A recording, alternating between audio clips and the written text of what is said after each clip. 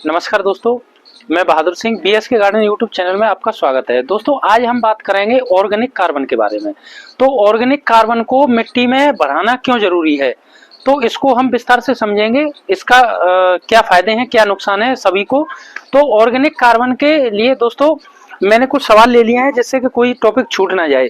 तो मैं अब हमारा पहला सवाल है ये कि ऑर्गेनिक कार्बन क्या होता है। तो दोस्तों ऑर्गेनिक कार्बन होता क्या है इसको समझते हैं। तो जैसे पेड़ पौधों के जो अवशेष होते हैं, पेड़ पौधे के जो सूखने के बाद में जैसे उसकी जो स्टेम होता है उसका, और जो पत्ते डंठल वगैरह जो भी होता है वो सब ऑर्गेनिक कार्बन के अंदर आता है। और जो जीव जंतु पशु पक्षी जानवर जो भी होते हैं उन सब का भी जो अवशेष होता है, उनके सब के मरने के बाद जो उसका अवशेष बचता है वो सब ऑर्गेनिक कार्बन के अंदर आता है दोस्तों। और आपका सभी प्रकार के जीव, लगभग जो भी दुनिया में जीव हैं, चाहे आपके जल में रहने वाले जीव हों, जलचर जीव हों, चाहे थलचर हों, चाहे आकाशचर हों, चाहे स्थिर जीव हों, सभी तीनों चारों प्रकार के जीव जितने भी प्रजातियां होती हैं उन सब के अवशेष एवं उनके मलमूत्र वगैरह जो भी उसका वेस्ट होता है वो सब ऑर्गेनिक कार्बन के अंदर आता है दोस्तों। तो ये होता है ऑर्गेनिक कार्बन। और दोस्तों दूसरा सवाल हमने लिया है कि कार्बन को पौधे किस रूप में ग्रहण करते हैं। अब ये थोड़ा अलग है लेकिन इसको समझते हैं कि कार्बन को जो पौधे ग्रहण करते हैं वो पौधे ग्रहण करते हैं कार्बन डाइऑक्साइड के रूप में। तो इसको कैसे लेते हैं दोस्तों कि जैसे पौधे के जो पत्ते होते हैं तो जो ग्रीन कलर होता है वो क्लोरोफिल होता है उनके अंदर, क्लोरोफिल के कारण जो ग्रीन कलर होता है उसका, तो जब धूप की जो किरणें होती हैं जब पत्तों के ऊपर पड़ती हैं तो वो क्लोरोफिल और जब धूप की पत्तियां जब मिलती हैं तो उसमें वो दोनों फोटो, जिसको प्रकाश संश्लेषण क्रिया बोलते हैं, जिसको हम इंग्लिश में फोटोसिंथेसिस बोलते हैं, उसके द्वारा जब पौधे उस कार्बन डाइऑक्साइड को जो वातावरण में जो फैला हुआ है CO2 उसको जब पौधे ग्रहण करते हैं, तो उसको जब फोटोसिंथेसिस के द्वारा जब ग्रहण करते हैं तो उसमें क्या होता है दोस्तों कि जैसे CO2 होता है कार्बन डाइऑक्साइड, तो उसमें एक भाग तो कार्बन होता है और दो भाग उसमें ऑक्सीजन होता है। तो जब पौधे उसको ग्रहण करते हैं तो उसमें से कार्बन को ले लेते हैं एक भाग को, और जो दो भाग उसमें ऑक्सीजन होता है उसको वो छोड़ देते हैं। तो वो हमारे लिए गिफ्ट के रूप में हमें मिलता है, हमारे लिए या जानवरों के लिए, पशुओं के लिए। तो हम उस ऑक्सीजन को जो जैसे बोलते हैं ना कि पौधे हमें ऑक्सीजन देते हैं, तो वो कार्बन डाइऑक्साइड से ही जो है कार्बन को लेकर के ऑक्सीजन वो 2% हमें जो भाग का हमें दे देते हैं दोस्तों। तो वो हमें गिफ्ट के रूप में मिलता है। इस तरह से पौधे जो है कार्बन को ग्रहण करते हैं। अब इसमें हमने एक सवाल और लिया है दोस्तों कि जब इसको पौधे हवा से ग्रहण कर लेते हैं तो फिर इसको मिट्टी में मिलाने की क्या जरूरत है। तो ये भी बहुत महत्वपूर्ण सवाल है कि जब मान के चलो कार्बन डाइऑक्साइड के रूप में जब पौधे इसको हवा से ग्रहण कर लेते हैं तो मिट्टी में हम क्यों मिलाते हैं। तो उसको हम समझते हैं थोड़ा कि उसको मिट्टी में हम क्यों मिलाते हैं, उसका कारण क्या है। तो दोस्तों मैंने एक सूची बनाई है, इसके आधार से हम उसको थोड़ा समझते हैं। ये मैंने पहले ही लिख लिया था क्योंकि आप लोगों का बहुत कीमती समय है तो इसको लिखने में ज्यादा टाइम वेस्ट होता है, तो मैं सोचता हूँ कि कम से कम समय में आपको ज्यादा जानकारी में दे सकूं। तो पहला है दोस्तों भोजन और ऊर्जा का भंडार होता है इसके अंदर। जब हम मिट्टी में ऑर्गेनिक कार्बन को मिलाते हैं तो ये भोजन और ऊर्जा का भंडार होता है। भोजन और ऊर्जा का भंडार कैसे, जब कार्बन उसमें बढ़ेगा मिट्टी के अंदर तो भोजन के रूप में, जैसे उसके अंदर मिट्टी के अंदर हजारों करोड़ों बैक्टीरिया काम करते हैं, फंगस काम करते हैं उसके अंदर मिट्टी के अंदर, तो जो बैक्टीरिया फंगस होते हैं उनका भी भोजन दोस्तों कार्बन और ऑक्सीजन ही होता है। तो उनके भोजन के रूप में ये काम करता है। तो भोजन और ऊर्जा का भंडार है ये उनके लिए। जीव जंतु जो भी हमारे बैक्टीरिया करोड़ों अरबों खरबों की संख्या में जो काम कर रहे हैं मिट्टी के अंदर, तो इसकी वजह से वो ऊर्जा का और भोजन का भंडार होता है। दूसरा है दोस्तों मिट्टी की संरचना को सुधारता है ये। तो मिट्टी की संरचना को, जैसे मान के चलो चिकनी मिट्टी है, अब चिकनी मिट्टी में आप जितना ज्यादा ऑर्गेनिक कार्बन मिलाएंगे, जितना ज्यादा आप सूखे पत्ते और इस तरह का गोबर की खाद, इस तरह का जो है जो खाद मिलाएंगे, कार्बन मिलाएंगे उसमें ऑर्गेनिक, तो उसमें वो उसकी मिट्टी की संरचना को सुधारेगा। क्योंकि चिकनी मिट्टी है तो उसके अंदर जब कार्बन मिलेगा तो वो थोड़ी उसमें भुरभुरी टाइप की बनेगी, तो वो आपकी उसकी संरचना को सुधारता है दोस्तों ये मिट्टी का कार्बन। तो दूसरा इसका ये काम होगा। तीसरा दोस्तों पानी धारण करने की क्षमता बढ़ती है इसके अंदर, मिट्टी के अंदर।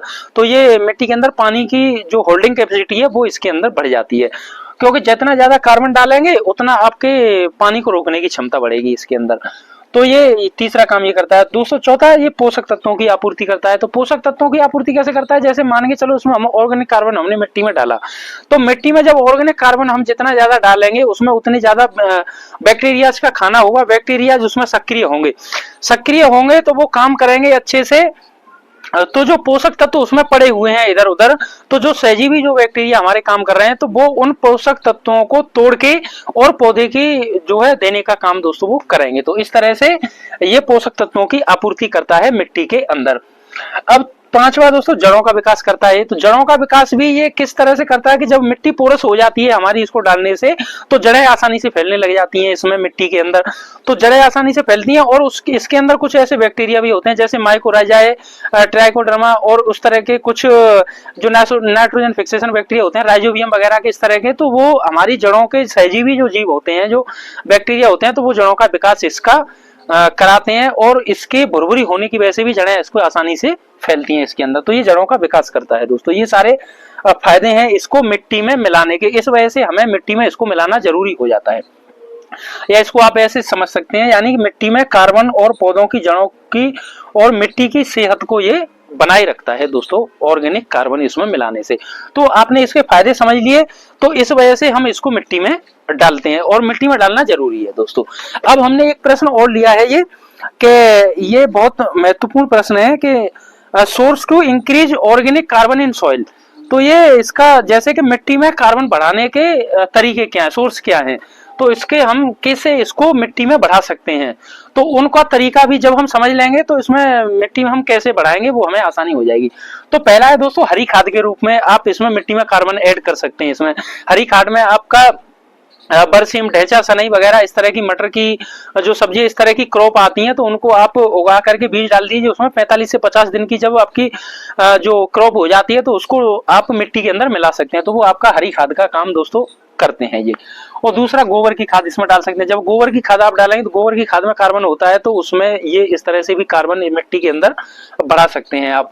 और तीसरा दोस्तों कंपोस्ट में जैसे हम पत्तों की खाद बनाते हैं, किचन वेस्ट कंपोस्ट बनाते हैं, या किसी भी तरह का आप अपने गार्डन में टेरेस गार्डनिंग करते हो या किचन गार्डनिंग करते हो, तो आप किसी भी तरह का कंपोस्ट बनाते हैं, तो उस कंपोस्ट को जब आप मिलाएंगे, क्योंकि सारे कंपोस्ट में जो है कार्बन की मात्रा होती है दोस्तों, तो इससे भी ये ऑर्गेनिक कार्बन में हमारी मिट्टी के अंदर बढ़ाता है। अब चौथा है दोस्तों बर्मी कंपोस्ट भी गोबर की खाद होती है। ये थोड़ा केंचुए के पेट से निकलने के बाद में इसको हम बर्मी कंपोस्ट कहते हैं। तो इसको भी जब आप मिट्टी में डालेंगे तो ये भी ऑर्गेनिक कार्बन आपका बढ़ाएगा। पांचवा दोस्तों फसल अवशेष। अब फसल अवशेष में जब हम फसल ले लेते हैं, तो जो बचा हुआ पूरे पौधा होता है हमारा स्ट्रक्चर उसका, जैसे उसमें तना हुआ, डंठल हुए, उसके पत्ती जो भी है पूरा उसको मिट्टी में मिला देते हैं, तो वो फसल का जो अवशेष बचता है वो भी हमारा ऑर्गेनिक कार्बन मिट्टी के अंदर बढ़ाता है दोस्तों। और छठा है मल्चिंग।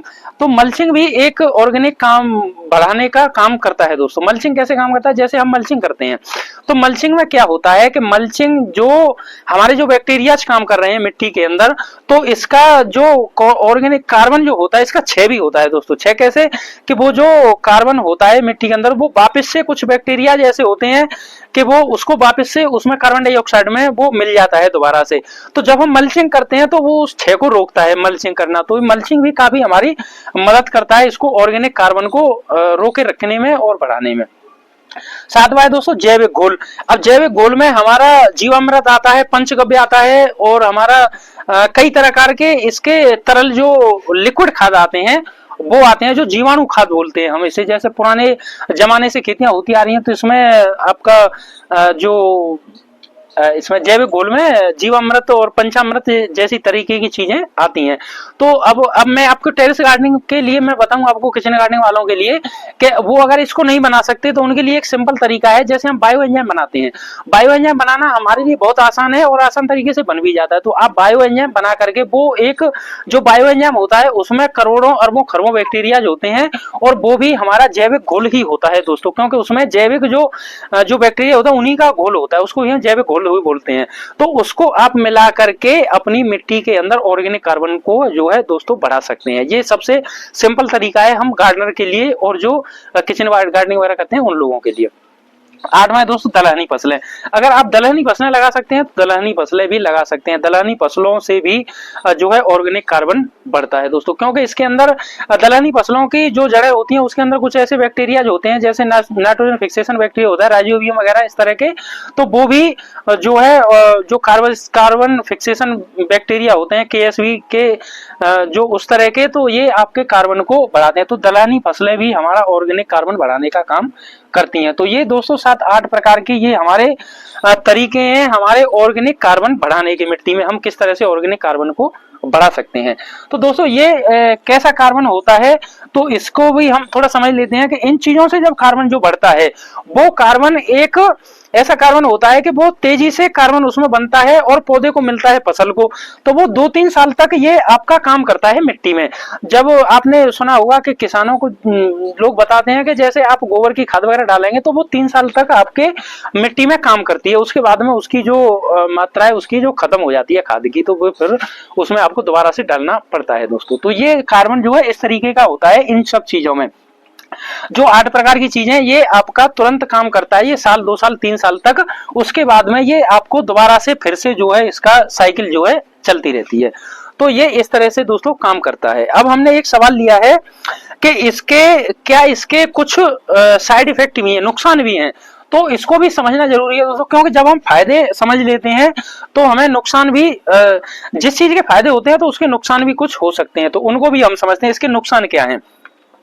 तो इसके साइड इफेक्ट की बात करें तो पहला है अत्यधिक नमी और गैस बनती है इसके अंदर। जैसे मान के चलो आपने अगर मिट्टी में कोई कच्चा पदार्थ ज्यादा मिला दिया, अगर आपने गोबर की खाद मिला दिया, ऐसी चीजें मिला दी, तो आपको पता होगा गोबर की जो अंदर जो मीथेन गैस होती है और कुछ अमोनिया गैस होती है, इस तरह की कुछ गैसें होती हैं और अत्यधिक नमी होती है इसके अंदर, तो इससे जो है नुकसान पौधों को हो सकता है दोस्तों। दूसरा है कीट और रोगों का खतरा रहता है इसमें। कीट और रोगों का खतरा इस वजह से रहता है क्योंकि सिंपल सा वो है समझना इसका कि जब आप ऐसी चीजों को जो पदार्थ हैं कच्चे पदार्थ ज्यादा मिलाएंगे तो वो जैसी बात है कि वो सड़ा हुआ तो है नहीं, खाद तो उसका बना नहीं है, वो कच्चा पदार्थ है तो वो सड़ेगा। उसका जब गलेगा उसका जो डिकम्पोजिशन होगा तो उसके अंदर जो है कीट भी पनपेंगे और जो फंगस भी पनपेगा, उसके अंदर फंगस उसको गलाएगा सड़ाएगा और बैक्टीरिया जो उसको गलाएंगे, तो उसमें कीटों की भी और रोगों का खतरा जो है काफी दोस्तों बढ़ जाता है पौधों के लिए। तो जब भी जो काफी गार्डनर आपने देखा होगा कि क्या करते हैं कि गमले में 80-90% उसको कचरे से भर लेते हैं, फिर ऊपर से थोड़ा मिट्टी डाल के कचरे में ही पौधा लगा के दिखाते हैं। तो ये सब करना दोस्तों गलत है, क्योंकि इससे क्या होता है कि ये जो है हमारा कच्चा पदार्थ है तो वो उसका डिकम्पोजिशन होना है उसका, और होना जरूरी है उसका होना, तो वो आपके इस तरह की समस्या पैदा कर सकता है। तो मैं आपको कई बार मैंने वीडियो में बताया है, मैं बताता हूं कि आप अगर इस तरह की मिट्टी बनाना चाहते हैं तो आप क्या कीजिए कि उसमें कचरा जो आपका ग्रीन वेस्ट जो ब्राउन वेस्ट है, सूखा गीला कचरा जो भी आप लेयर लगा के भरना चाहते हैं उसको भर लीजिए 80%, उसमें 20% आप 4-5 इंच की मिट्टी की लेयर लगा के आप उसमें लीफी वेजिटेबल लगा दीजिए, जैसे धनिया पालक मेथी वगैरह इस तरह की चीजें। अब वो क्या होगी कि 4-5 इंच मिट्टी के अंदर उसकी जड़ें रहेंगी, जब तक आपका जो नीचे का जो कचरा है वो आधे से ज्यादा डिकम्पोज हो जाएगा दोस्तों। 2.5 से 3 महीने में जब उसकी हम क्रॉप लेते हैं लीफी वेजिटेबल की, तो जब हम लीफी वेजिटेबल की क्रॉप ले लेंगे तो आधे से ज्यादा डिकम्पोज हो चुका होगा 60 से 70%, तो फिर अब आप उसमें कोई सब्जियां वगैरह लगाएंगे तो इस तरह की समस्या आपको देखने को नहीं मिलेगी दोस्तों। अब ये तीसरा है दोस्तों, इसमें खरपतवार की समस्या हो जाती है। अब खरपतवार की समस्या क्यों हो जाती है, क्योंकि जब हम इसमें कच्चा पदार्थ डालते हैं तो उसमें खरपतवार के कुछ बीज आते हैं, तो बीज आएंगे तो वो उसमें खरपतवार उगेगा, तो उस तरह की समस्या होती है। जब हम उसको पहले से ही डिकम्पोज करके उसकी खाद बना के डालेंगे तो ये समस्या नहीं आएगी, तो इसमें खरपतवार की समस्या आ सकती है। तो इस तरह से आपको इसका ध्यान रखना होगा। चौथा है दोस्तों, ये मिट्टी की अम्लीयता को बढ़ाता है, मतलब मिट्टी की एसिडिक मिट्टी बनाता है ये। तो इस एसिडिक कैसे अम्लीयता को बढ़ाता है ये, कि जब हम इसमें ज्यादा कचरा खाद डालते हैं तो वो गीला होने की वजह से जब इसका डिकम्पोजिशन होता है तो डिकम्पोजिशन होते समय में क्या होता है कि इसके अंदर कुछ एसिडिक तत्व बनते हैं, एसिडिक तत्व बनेंगे तभी उसका डिकम्पोजिशन होगा। तो डिकम्पोजिशन होता है, एसिडिक तत्व जब बनते हैं तो वो एसिडिक मिट्टी में एसिडिक तत्वों को ज्यादा बढ़ाते हैं, तो इससे जो है मिट्टी हमारी एसिडिक होती है, तो इसमें अम्लीयता को ये ज्यादा बढ़ाता है। तो इसके बहुत आसान उपाय हैं इसको सही करने के, वो मैंने बताए हुए हैं वीडियो में। तो ये कुछ ऐसी जो है समस्या ये दोस्तों पैदा करता है।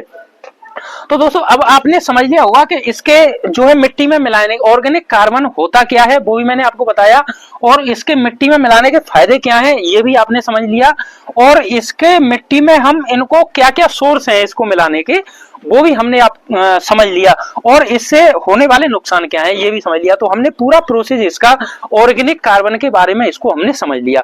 अब दोस्तों मैंने एक प्रश्न और लिया है इसमें, ये है कि क्या सबसे अच्छा जो कार्बन का रूप होता है वो कौन सा होता है। तो मैंने यहाँ पर दो चीजें ली हैं दोस्तों, एक है ह्यूमस और दूसरा है बायोचार। तो इसको हम सबसे अच्छा रूप कार्बन का क्यों मानते हैं, इसका मैं आपको कारण बताता हूं। जैसे ये हमारे 8 प्रकार के जो मैंने आपको चीजें बताई थी कि इनसे जो हम मिट्टी में कार्बन को बढ़ा सकते हैं, हम ऑर्गेनिक कार्बन को।